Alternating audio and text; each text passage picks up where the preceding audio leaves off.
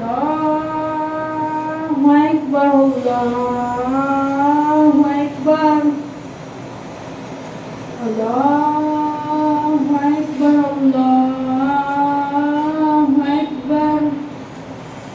Ashhadu an la ilaha illallah. Ashhadu an la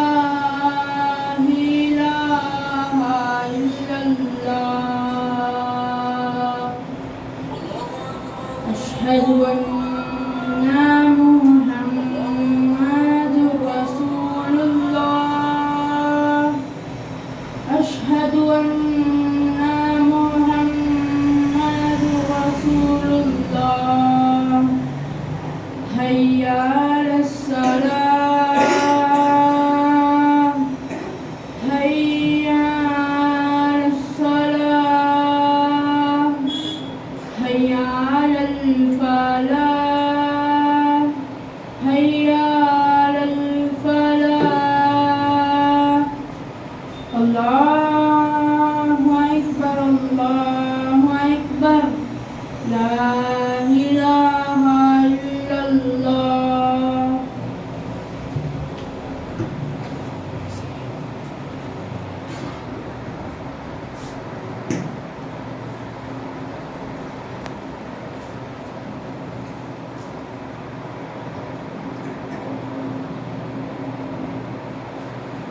Assalamualaikum warahmatullahi wabarakatuh.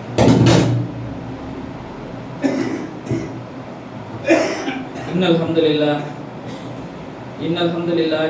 nahmaduhu wa nasta'inuhu wa nastaghfiruh wa na'udzu billahi min shururi anfusina wa min sayyiati a'malina. May yahdihillahu fala mudilla lahu wa may yudlil fala hadiya lahu. Wa asyhadu an la ilaha illallah wahdahu la syarika lahu wa asyhadu anna Muhammadan abduhu wa rasuluhu. அம்மா பாத். கண்ணியத்திற்குரிய எல்லாம் வல்ல ஏகரவனின் நல்லடியார்களே, அல்லாஹ்வுடைய மகத்தான கிருபையினால் அவனது சத்திய மார்க்கமான இஸ்லாத்தை நம்முடைய வாழ்க்கை நெறியாக ஏற்று அதன் பிரகாரம் நம்முடைய வாழ்வை அமைத்துக் கொண்டிருக்கிறோம். அல்லாஹ்வுக்கே ஒரு அனைத்தும் குறித்தார். இந்த சத்திய இஸ்லாமிய மார்க்கம் என்பது மனிதனை சிந்திக்க வைக்கக்கூடிய மார்க்கமாக இருக்கிறது. மனிதனுடைய சிந்தனையை தூண்டக்கூடிய மார்க்கமாக இருக்கிறது. நாம் வாழக்கூடிய காலகட்டத்தில் எத்தனை கொள்கைகள் கோட்பாடுகள் இருக்கிறதோ அவையெல்லாம் மனிதனை நாங்கள் சொல்றதை அப்படியே கேட்கணும், அப்படியே நம்பணும் என்று போதிக்கிறது. ஆனால் இஸ்லாம் மாத்திரம்தான் நீங்கள் சிந்தித்து சரியா என்று ஆலோசித்து சிந்தனை அடிப்படையில் ஏற்றுக்கொள்ளுங்கள் என்று சொல்லக்கூடியதை பார்க்கணும். இப்படி சிந்தனையை தூண்டக்கூடிய பல்வேறு வசனங்கள் திருமறை குர்ஆன்ல நீங்க பார்க்கலாம். குர்ஆனை பற்றி அல்லாஹ் சொல்லக்கூடிய இடத்துல கூட இந்த திருமறை குர்ஆன் அல்லாஹ் அல்லாதவரிடத்தில் இருந்து வந்திருந்தால் இதுல ஏராளமான முரண்பாடுகள் இருந்திருக்கும், நீங்கள் சிந்தித்து பாருங்க அப்படின்னு அல்லாஹ் சொல்றான். அலா குலுபில் அக்ஃபாலுஹா, உங்களுடைய சிந்தனைக்கு பூட்டு போட்டிருக்கீங்களா, சிந்திக்க மாட்டீங்களா, இந்த குர்ஆனை பற்றி நீங்கள் சிந்தித்து பாருங்க அப்படின்னு அல்லாஹ் சொல்றான். இப்படி சிந்தனையை தூண்டும் விதமாக இஸ்லாமிய மார்க்கம் நமக்கு சொல்லித் தருது. இந்த சிந்தனையும் இதை பற்றி இறைவன் திருமறை குர்ஆன்ல சிலாகித்து சொல்லி காட்டுகிறான். ஒரு அமானிதத்தை வானத்தின் மீது நாம் சாட்டினோம், கொடுத்தோம். அதை அந்த வானம் ஏற்றுக்கொள்ள மறுத்துவிட்டது. பிறகு பூமிக்கு அந்த அமானிதத்தை கொடுத்தோம், பூமியும் ஏற்க மறுத்துவிட்டது. வலுவான மலைகள் மீது அந்த அமானிதத்தை கொடுத்தோம், அதை ஏற்றுக்கன்னு, அவையும் மறுத்து விட்டன. மனிதனுக்கு கொடுத்தோம், மனிதன் ஏற்றுக்கொண்டான் அமானிதத்தை. அப்படி அமானிதத்தை ஏற்றுக்கொண்ட இந்த மனிதன் அறிவிலியாகவும் மூடனாகவும் அல்லது அநியாயக்காரனாகவும் இருக்கிறான். இப்படி அல்லாஹ் சொல்லி காட்டுறான். அப்படி அல்லாஹ் கொடுத்த மலைகள், பூமி, வானம் மறுத்துவிட்ட அமானிதமாக மனிதனுக்கு வழங்கியிருக்கக்கூடிய சிந்தனையை, பகுத்தறிவை இறைவன் சொல்லி காட்டுறான். நம்முடைய சிந்தனை, நமக்கு இறைவன் வளர்ந்திருக்கக்கூடிய பகுத்தறிவு எல்லா ஜீவராசிக்கும் கொடுக்கப்பட்டு எங்கனால இதை சுமக்க முடியாது, இதை வைத்து எங்களால சரியாக இருக்க முடியாது என்று மறுத்து விட்ட பிறகு மனிதனுக்கு இறைவன் வழங்கி, மனிதன் என்னால் முடியும் வாங்கிட்டான், ஆனா அதை அவன் சரியாக பயன்படுத்தக்கூடியவனாக இல்லை, அல்லது வாங்கிட்டு அநியாயம் செய்யக்கூடியவனாக இருக்கிறான், இப்படி எல்லாம் சொல்லி காட்டுறதை பார்க்கிறோம். நம்முடைய சிந்தனை எப்படிப்பட்டதுன்னா, நாம் வாங்கியிருக்கக்கூடியது உலகத்தில் இருக்கக்கூடிய அனைத்து ஜீவராசியும் வேணான்னு மறுத்துருச்சு. நம்மளை விட பிரம்மாண்டமான இந்த அண்ட சராசரங்கள் மறுத்துருச்சு வேணான்னு. அதை நம்ம வாங்கி வைத்திருக்கிறோம் அந்த சிந்தனையை, ஆனா அதை கொண்டு நம்ம பகுத்தறிவு பெறக்கூடியவராக இல்லை, சிந்திக்கக்கூடியவர்களாக இல்லை அப்படிங்கிறது தான் நிதர்சனமான உண்மையாக இருக்கிறது. இந்த சிந்தனை பற்றி திருமறை குர்ஆன்ல நிறைய வசனங்கள்ல அல்லாஹ் சொல்லி காட்டுறான்.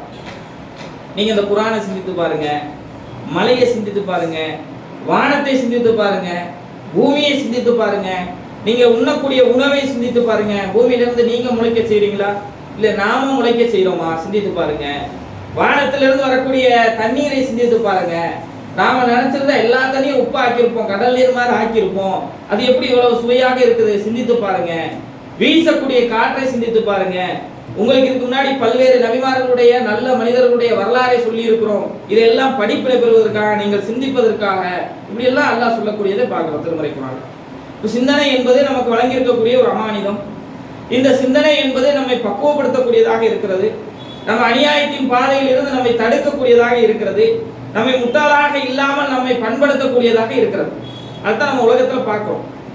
நம்ம அளவுகோல்ல இருந்து பார்த்தீங்கன்னா ஒரு 6 அடிக்கு ஒரு 70 கிலோ இருக்கக்கூடிய மனிதனுடைய அளவுகோல்ல இருந்து உலகத்தில் இருக்கக்கூடிய ஜீவராசிகளை பார்த்தோம்னா நம்மை விட அற்பமாக கருதக்கூடிய சின்ன சின்ன உயிரினங்கள் முதற்கொண்டு நம்ம வாழக்கூடிய காலகட்டத்தில் இருக்குது.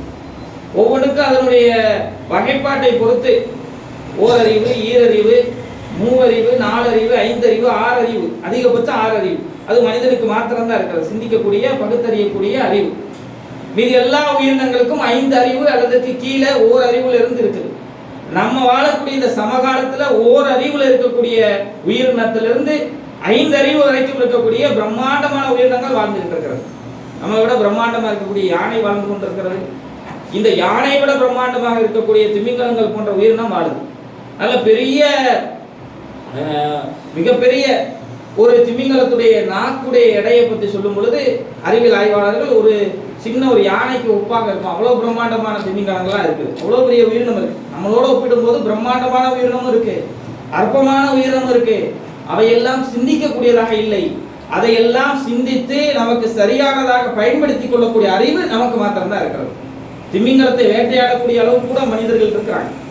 அதில் இருக்கக்கூடிய ஒரு விதமான திரவத்தை எடுப்பதற்காக வேட்டையாடக்கூடிய மனிதர்கள் கூட இருக்கிறாங்க.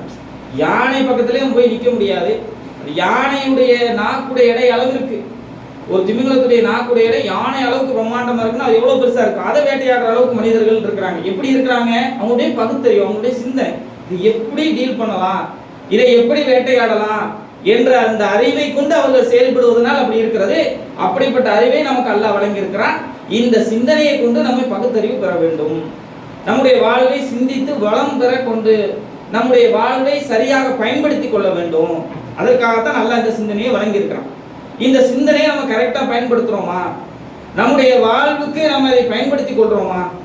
உதாரணத்திற்கு திருமறை குர்ஆன்ல ஒரு அத்தியாயம் வல் ஆதியாத் என்று சொல்லக்கூடிய ஒரு அத்தியாயம். வல் ஆதியாத்தி லபுஹா ஃபல் மூரியாத்தி கதுஹா ஃபல் முஹீராத்தி சுபுஹா ஃபஅஸர் நபிஹி நகா ஃபவஸத் நபிஹி ஜம்ஆ இன்னல் இன்சான ரப்பிஹி லகனூத் அப்படின்னு ஒரு 6 வசனங்கள் வருது. முதலாவது வசனம் மூச்சிரைத்து வேகமாக ஓடக்கூடிய மீது சத்தியமாக, புழுதியை கிளப்பி ஓடக்கூடியதன் மீது சத்தியமாக, அதிகாலை நேரத்தில் தாக்குதல் தொடுத்துவதன் மீது சத்தியமாக, கூட்டத்துடைய போர்க்களத்துடைய நடுவும் பகுதியில் போய் மைய பகுதியில் நின்று தாக்குதல் நடத்துவதன் மீது சத்தியமாக, இப்படின்னு அல்லாஹ் ஒரு பிராணியை பற்றி சொல்றான். இதை விளக்கம் முடிக்கக்கூடிய எல்லா அறிஞர்களும் நம்ம படிக்கும்போது நமக்கு தெரியுது அது குதிரை தான், வேற எந்த உயிரினமும் கிடையாது. குதிரையை பற்றி தான் அல்லாஹ் சொல்றான். நேரடியாக அல்லாஹ் குதிரை மீது சத்தியமாக அப்படின்னு சொல்லிட்டு போகிறான். இந்த அத்தியாயத்துல ஏன் இவ்வளவு பீடிகை எல்லாம் போடுறான்? நிறைய இடங்கள்ல அல்லாஹ்வுடைய ஸ்டைல் எப்படி இருக்கிறா திருமறை குர்ஆன்ல எதையாவது ஒன்று குறிப்பிட்டு சொல்லி இதன் மீது சத்தியமாக அப்படின்னு அல்லாஹ் சொல்லிட்டு போயிடும். மலையின் மீது சத்தியமாக, அதிகாலையின் மீது சத்தியமாக, இப்படி அல்லாஹ் சொல்லக்கூடியதை பார்க்கிறோம். டைரக்டா அந்த விஷயத்தை கண்டென்ட் எதை பற்றி அல்லாஹ் சொல்ல வரானோ அதை நேரடியாக சொல்லி அதன் மீது சத்தியமாகன்னு அல்லாஹ் ஆரம்பிச்சுட்டு போயிடும். இந்த அத்தியாயத்துல வழக்கமா நம்ம ஓதக்கூடிய அதிகமாக ஓதக்கூடிய இந்த அத்தியாயத்துல உள்ள அத்தியாயத்துல ஒரு பீடிகையோட ஆரம்பிக்கிறா. அது எந்த உயிரினம்னு சொல்லல. ஆரம்பிச்ச உடனேயே அதிகாலை நேரத்துல தாக்குதல் தொடுக்கிறது, மூச்சிறைக்க கூட ஓடியது, போர்க்களத்துடைய மைய பகுதியில் போய் போரிடக்கூடியது, இதன் மீது சத்தியமாக என்று ஒரு 5 அம்சங்களை சொல்றான். அது எல்லாமே குதிரைக்கு தான் பொருந்தும். அப்படியே கால்கள் தீக்குழம்பு பறக்கிற அளவுக்கு ஓடும், மூச்சிறைக்க ஓடிக்கிட்டே இருக்கும், வேகமாக போகும், தாக்குதல் தொடுக்கும் அப்படின்னு சொல்லிட்டு சத்தியமாக என்று சொல்லிவிட்டு 6வது வசனத்துல அப்படியே அடுத்த வசனத்துல அதனுடைய தொடர்ச்சியாக அல்லாஹ் பேசுறான். இன்னல் இன்சான ரப்பிஹி லகனூ, மனிதன் தனது இறைவனுக்கு நன்றி கெட்டவனாக இருக்கிறான்.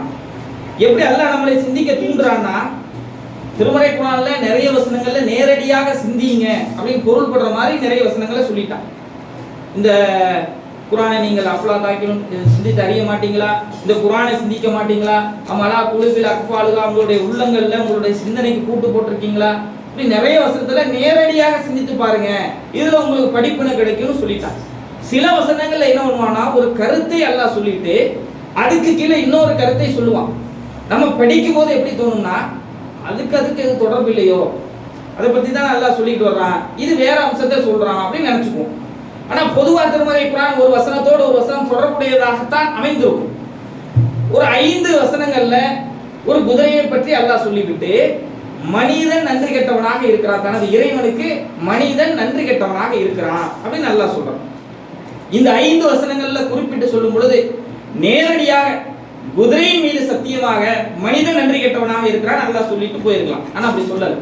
குதிரையோட 5 அம்சங்களை சொல்லிவிட்டு அல்லாஹ் சொல்றான். எப்படி நம்மளை சிந்திக்க வைக்கிறான் அல்லாஹ், இந்த சிந்தனை எப்படிப்பட்டது என்றால், அந்த வசனங்களை நீங்கள் உள்ளார்த்தத்தோடு சிந்தனையோடு படித்தீங்கன்னா நம்முடைய வாழ்க்கையோட அப்படி அசை போட்டு பார்த்தோம்னா என்ன ஒரு கருத்து அல்லாஹ் சொல்லி இருக்கிறான், நம்மளே வெட்கி தலை குனிற அளவுக்கு அப்படி ஒரு கருத்து, அப்படி ஒரு ஆத்மார்த்த அர்த்தத்தை உள்ள வைத்திருக்கிறான். இந்த சிந்தனை நமக்கு எப்படி எல்லாம் கிடைக்கிறது? சில அறிஞர்களுடைய வியாக்கியானங்கள் புத்தகங்கள்லாம் படிச்சீங்கன்னா, வரலாற்று ஆய்வாளர்களுடைய சில குறிப்புகளை படிக்கும் பொழுது அது மாதிரி நமக்கு எப்படியெல்லாம் சிந்திச்சிருக்கிறாங்க. பாக்கியாத்து சாலிகாத் அப்படின்னு சொல்லக்கூடிய ஒரே ஒரு வார்த்தை, இந்த வார்த்தைக்கு பெரும்பான்மையான அறிஞர்கள் நிலையான சாலிகான நிலையான ஒரு நன்மை, ரெகுலரா வரக்கூடிய ஒரு நன்மை அப்படின்னு நிலையான தர்மம் அப்படிங்கிற வியாக்கியானம் அர்த்தம் கொடுக்குறாங்க. இதை பற்றி ஒரு புத்தகத்துல தப்சீர் அதை பற்றின விளக்கம் கொடுக்கக்கூடிய வரலாற்று புத்தகத்துல ஒரு புத்தகத்துல பல அறிஞர்கள் அதற்கு விளக்கம் கொடுக்குறாங்க. முஜாஹித் என்று சொல்லக்கூடிய ஒரு அறிஞர் சொல்றாரு, இந்த பாக்கியாத் சாலிகாத்துங்கிறது அல்லாஹ் அக்பர், சுபஹான் அல்லாஹ், அல்ஹம்துலில்லாஹ், அல்லாஹ் அக்பர். சுபஹான் அல்லாஹ் 3 தடவை ஓதுறோம், அல்ஹம்துலில்லாஹ் 3 தடவை ஓதுறோம், அல்லாஹ் அக்பர் 33 தடவை ஓதுறோம்ல, இந்த 99 தடவை ஓதக்கூடிய இந்த திக்ர் தான் பாக்கியாத் சாலிகாத். அவருடைய விளக்கம் அது சரியா, அதுக்கு விளக்கமா அப்படின்னு போக வேண்டாம். ஒரு சின்ன ஒரு வாக்கியத்தை கொண்டு ஒவ்வொரு மனிதன் எப்படி சிந்திக்கிறாங்க, அவங்களுடைய சிந்தனை அதன் மூலமாக எவ்வளவு பயன்படுது அப்படிங்கிறதுக்காக அவர் என்ன சொல்றாருன்னா, இது எப்படிப்பட்டதுன்றா அல்லாஹ்வை தப்சீர் செய்றோம், புகழ்றோம், திக்ர் பண்றோம், அல்லாஹ்வுடைய தன்மையை சொல்றோம், இது மறுமையில நமக்கு நிறைய நன்மைகளை பெற்று தரும், இதுதான் இந்த அர்த்தம், இந்த பாக்கியாத் சாலிகாத்துக்கு இதுதான் அர்த்தம். இன்னொரு அறிஞர் சொல்றாரு, இல்ல லுக்மான் என்று சொல்லக்கூடிய ஒரு அறிஞர் சொல்றாரு, அது கிடையாது, பாக்கியாத் சாலிகாத்துனா சுப்ஹானல்லாஹ், அல்ஹம்துலில்லாஹ், அல்லாஹ் அக்பர் 33 தடவை சொல்லிட்டு லா இலாஹ இல்லல்லாஹ் முஹம்மது ரசூலுல்லாஹ் 100வது தடவையாக சொல்றோம்ல ஒரு தடவை, அது எல்லாம் சேர்த்து வரக்கூடியதுதான் பாக்கியாத் சாலிகாத் இப்படி சொல்றாரு. சில அறிஞர்கள் அதெல்லாம் கிடையாது, நிலையான தர்மம், ஒரு இடத்துல ஒரு கல்வி கூடத்தை அமைச்சிட்டு போறீங்க, ஒரு கிணறை வெட்டி வச்சுட்டு போறீங்க, இதன் மூலமாக வரக்கூடிய நன்மை. சில அறிஞர்கள் சொல்றாங்க, நல்ல சாலியான பிள்ளையை பெற்று வளர்த்து விட்டுட்டு போயிடுறீங்க, இங்க மரணிச்சுறாங்க, உங்களுக்கு பிறகு அவங்க துவா செய்றாங்கல்ல, அதுதான் அது. இன்னும் சில அறிஞர்கள் சொல்றாங்க, அதெல்லாம் கிடையாது, உங்களுடைய தொழுகை தான் பாக்கியாத் சாலிகாத் அப்படின்னு. அது சரியா இல்லையா அவங்க ஏன் சொல்றாங்க அதுக்கு போவேனா, சின்ன ஒரு வாக்கியம். அதை கொண்டு அவர்கள் எப்படி பயன்படுத்திக்கிறாங்க, அதை கொண்டு சிந்தித்தனுடைய வாழ்க்கை எப்படி வளப்படுத்திக் கொள்றாங்க, இந்த சிந்தனையைத்தான் மார்க்க நமக்கு போதிக்கிறது. இப்ப நான் முதல்ல சுனல்ல உள்ள ஆதியாத்து 5 அம்சங்களை அல்லாஹ் சொல்றான். ஒரு குதிரை, ஒரு பிராணியை பத்தி.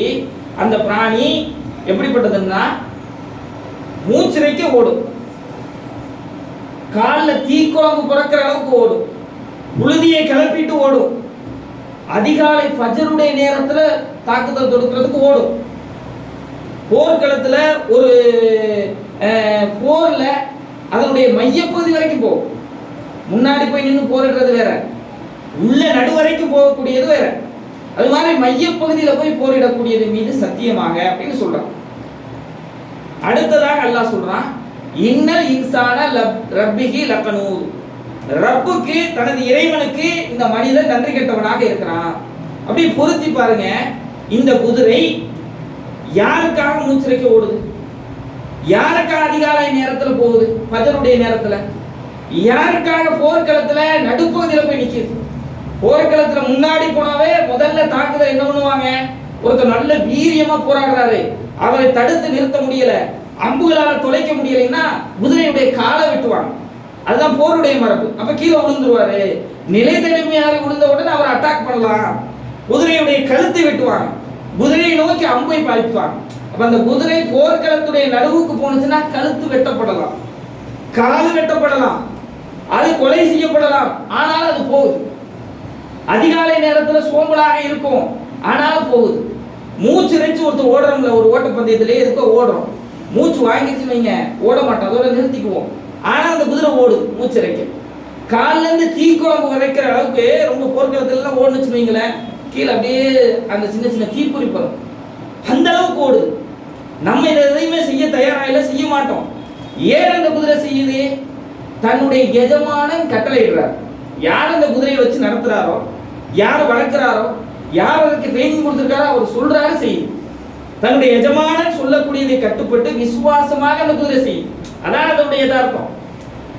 இப்ப அந்த எஜமானன் என்ன சொல்றாரு, போர்க்களத்துக்கு போகணும், நடுவில் போய் என்ன போரிடணும் கூட்டிட்டு போறாரு, போகுது.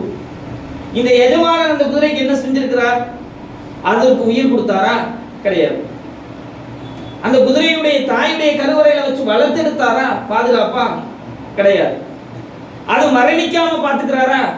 அது கூட கிடையாது. போர்க்களத்துல போனா அது கொல்லப்படும் அதுக்கே தெரியும், அதை கொல்லாமல் பாதுகாக்கிற வேலையை செய்வாரா எஜமானன்? அதுவும் கிடையாது.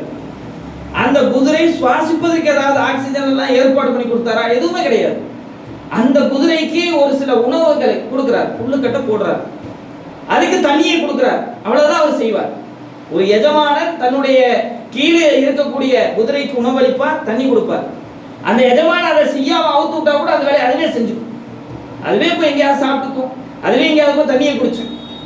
ஆனால் தன்னுடைய எஜமானன் தனக்கு உணவளித்திருக்கிறார், தண்ணியை கொடுத்திருக்கிறார், அதனால என் எஜமானனுக்கு நான் கட்டுப்படுறேன், அவர் சொல்ற காரணத்தினால நான் மூச்சிறைக்க ஓடுறேன், அவர் சொல்ற காரணத்தினால போர்க்களத்துல நடுவுல போய் போரிடுறேன், அவர் சொல்ற காரணத்தினால அதிகாலை நேரத்துல ஃபஜ்ர்ல போய் நான் தாக்குதல் நடத்துறேன், அவர் சொல்ற காரணத்தினால புழுதி பறக்க நான் ஓடுறேன், அவர் சொல்ற காரணத்தினால காலில் இருந்து நெருப்பு வர அளவுக்கு நான் ஓடுறேன். அவர் என்ன செய்யறாரு? உணவளிக்கிறதுனால. அதான் அவருடைய அர்த்தம். அதுக்கு கீழே உள்ள வசனத்தை பாருங்க. இன்னல் இன்சானல் ரப்பிஹி லகனூத். மனிதன் தனது இறைவனுக்கு நன்றி கெட்டவனாக இருக்கிறான். நம்முடைய எஜமானன் அல்லாஹ், மனிதனுடைய எஜமானன் அல்லாஹ். மாலிகி யௌமித்தீன், நியாய தீர்ப்பு நாளுடைய சக்கரவர்த்தி. இந்த உலகத்துடைய அதிபதி அவன்தான். மனிதர்களை படைத்தவன் அவன்தான். மனிதர்கள் வணங்கக்கூடிய இறைவன் அவன்தான். மனிதர்களுக்கு உணவளிப்பவன் அவன், மனிதர்களுக்கு தண்ணீர் வழங்குபவன் அவன், நாம் வாழ்வதற்கு அனைத்து வசதிகளையும் ஏற்படுத்தி தந்தவன் அவன், நம்முடைய தாயுடைய கருவறையில பாதுகாப்பாக வளர்த்தெடுத்தவன் அவன். நம்ம தூங்கும் போது கூட நம்மை கண்காணித்து நாம் எந்திரிக்கிற வரைக்கும் பாதுகாப்பாக நமக்கு அரணாக நமக்கென்று மாணவர்களை நியமித்து நம்மை பாதுகாக்கக்கூடியவன் அவன். பல நேரங்களில் நம்ம போவோம், ஜஸ்ட்ல ஒரு விபத்து ஏற்பட்டிருக்கும் அப்படின்னு நமக்கு உள்ளங்கெல்லாம் நடுங்கி இருக்கும். வண்டியில் எதிரையா போகும்போது ஜஸ்ட்ல ஏதாவது காப்பாற்றப்பட்டிருக்கும், அப்படியே ஒரு நிமிஷம் நடுங்கும். அந்த நேரத்தில் நம்மை பாதுகாத்தவன் இவன், அந்த இறைவன். அவனுக்கு நம்ம எப்படி இருந்திருப்பான்? ஒரு புல்லை, ஒரு உணவை, ஒரு தண்ணியை கொடுப்பதனால் ஒரு குதிரை தன்னுடைய எஜமானன் சொல்றான் தன்னுடைய கழுத்தை அறுத்தாலும் பரவாயில்லை என்று போர்க்களத்தில் நிற்கும் பொழுது, இவ்வளவு தூரம் பார்க்கக்கூடிய நம்முடைய இறைவன் நம்மிடத்தில் எதிர்பார்க்கக்கூடியது நம்ம எந்த அளவுக்கு செய்யும்? ஃபஜ்ருடைய தொழுகை. நபிகள் நாயகம் சொல்றாங்க, மூமின்களுக்கு அது பாரமாக இருக்காது, இறை நம்பிக்கையாளர்களுக்கு இந்த ஃபஜ்ருடைய தொழுகை பாரமாகவே இருக்காது, நமக்கு பாரமா இருக்கு. ஒரு குதிரைக்கு அதிகாலையில போய் தாக்குதல் நடத்துவது பாரமாக இல்லை, தன்னுடைய எஜமானனுக்காக போய் நிக்குதுன. தூங்குற நேரம், நல்ல கண்ணயர்ந்து தூங்குற நேரம். நபிகள் நாயகம் சொல்றாங்கல்ல, நம்ம தூங்கும் பொழுது நம்ம பக்கத்துல அந்த ஃபஜ்ருடைய நேரம் வந்துட்டா செய்தான். மற்ற நேரத்துல எல்லாம் நம்ம வழி கெடுப்பான், அதை செய்யாத இதை செய்யாத அப்படின்னு நமக்கு எதிராகவே சொல்லிக்கிட்டு இருப்பான். ஆனா ஃபஜ்ருடைய நேரத்துல வந்து அப்படியே தடவை கொடுத்து, அலைக்கலையிலும் கபீர், இரவு ரொம்ப நீளமா இருக்குது, பெருசு, விடிஞ்சிருச்சுன்னு நினைக்காத, நல்லா தூங்குடா அப்படின்னு நம்ம தடவி கொடுத்து அப்படியே சொகுசா தூங்க வைத்துக் கொண்டிருப்பான். ஃபஜ்ருடைய பாங்கு நம்முடைய காதுல கேட்காது. அதுக்கு முன்னாடி எல்லாம் யோசிச்சு பாருங்க, திடீர்னு சின்ன சத்தம் கேட்டா கூட திருப்பி எந்திரிச்சு உட்காரு. என்னாச்சு ஏதாச்சும் ஒரு பூனை திடீர்னு வந்து எதையா தட்டி விட்டா உடனே எந்திரிச்சு உட்காரும், என்னமோ சத்தம் கேட்டுச்சு அப்படின்னு. அப்படியே ஒரு சிலரை பற்றி சொல்லும் பொழுது தூங்குவாங்களா என்னன்னு தெரியல, ஒரு கண்ணை முடிச்சுக்கிட்டே தூங்குறான், சின்ன சத்தம் வந்தா கூட உடனே எந்திரிச்சு உட்காந்துறாங்க, என்னன்னு திடுக்குன்னு எந்திரிச்சுறாங்க. பைக்கை போட்டு ஆரனை போட்டு அவ்வளவு தூரம் வாங்க சொல்றாங்க, கதில் கேட்க மாட்டேங்குதுங்க, மற்ற சத்தம் எல்லாம் கேட்குது. இவ்வளவு கண் உயர்ந்து தூங்கினாலும் உடனே எந்திரிச்சு உட்காரணும். ஃபஜ்ருடைய சவுண்டு வாங்க நம்முடைய காதுல கேட்கல. என்னன்னா சைத்தான் அப்படியே வழிகெடுக்க அப்படியே நம்மளை தடவை கொடுத்து தூங்க வைத்துக் கொண்டிருக்கிறார். ஆனால் உண்மை நிலை எப்படி இருக்க வேண்டுமென்றா, இந்த குதிரையை விட நம்ம 100 மடங்கு நன்றி விசுவாசத்தோடு நம்முடைய இறைவனுக்கு, நம்முடைய எஜமானனுக்கு நின்றுக்கணும். அந்த குதிரையை கட்டி போட்டு எஜமானன் கொடுக்கறனாலதான் உணவு கட்டுப்பட்டு இருக்காது. அவுத்து விட்டு அது வேலையை பார்த்துட்டு போகும். ஆனா என்னுடைய எஜமானன் அப்படி இல்லை, நீ அவுத்து விட்டால் அவன் தான் எனக்கு உணவளிக்கணும். வேற யாரு தருவா நான் கேட்கிறேன், யாரு நம்மை பாதுகாப்பா? நம்ம நினைக்கிறோம் நம்ம அத்தா பாதுகாக்கிறாங்க, அம்மா பாதுகாக்கிறாங்க, மனைவி இருக்கிறாங்க, கணவர் இருக்கிறாங்க, பிள்ளைகள் இருக்கிறாங்கன்னு. எல்லாரையும் அல்லாஹ் தான் நம்மை பற்றின சிந்தனையை போட்டு நம்மை பாதுகாக்க வைத்துக் கொண்டிருக்கிறோம். இந்த நேரத்துல குழந்தை காய்ச்சலா இருக்குது, விடிய விடிய கண் முழித்துக் கொண்டு அதை பார்த்து கொண்டிருக்கிறோம்னா அந்த சிந்தனை அல்லாஹ் தான் போட்டு அதை பாதுகாக்கணும். நம்மை பாதுகாக்கக்கூடிய இறைவனுக்கு நம்ம எப்படி இருந்திருக்க வேண்டும். அதனாலதான் இத்தனையும் சொல்லிட்டு அல்லாஹ் சொல்றான். குதிரைகள்லாம் சொல்லல, டைரக்டா சொல்லிட்டு போயிடலாம் அல்லாஹ். அதையெல்லாம் சொல்லாமல் மேலோட்டமாக சொல்லிவிட்டு இறுதியா சொல்றான், இன்னல் இன்சான ரப்பிஹி லகனூத், மனிதன் தனது இறைவனுக்கு நன்றி கெட்டவனா இருக்கிறான். சிந்தித்து பாருங்க, எப்படி இருந்திருக்கணுங்க நம்ம வாழ்க்கை.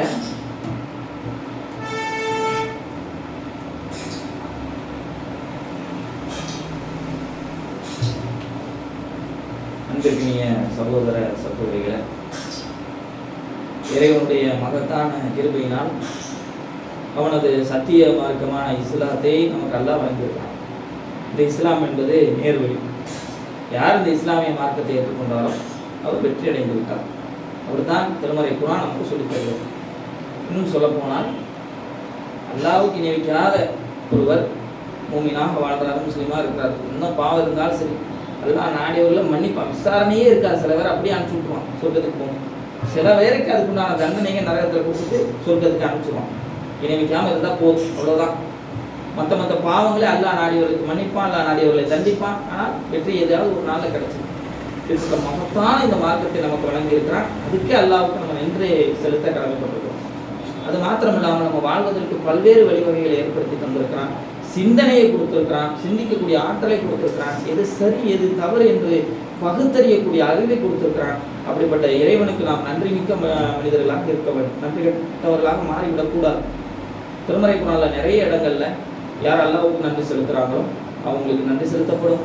இந்த மனிதன் அல்லாஹ்வுக்கு நன்றி கெட்டவனாக இருக்கிறான், அல்லாஹ்வுக்கு நன்றி செலுத்துங்கள், இப்படி எல்லாம் சொல்லக்கூடிய வசனங்களை பார்க்கிறோம். இப்போ இதெல்லாம் நமக்கு எப்போ கிடைக்கும் என்றால், நாம் சிந்திக்கக்கூடிய மக்களாகவும், குர்ஆன் படிக்கக்கூடிய மக்களாகவும், குர்ஆன் மூலமாக படிக்கக்கூடியவற்றை நம்முடைய வாழ்க்கைக்கு பயன்படுத்திக் கொள்ளக்கூடிய மக்களாக மாற வேண்டும். அதற்கான நல்ல வாய்ப்பை வல்லறிவு நம் அனைவருக்கும் ஆக்கிரமிப்பாக என்று பார்த்துட்டு என்னுடைய ஜும்மாவை நிறைவு செய்யும்.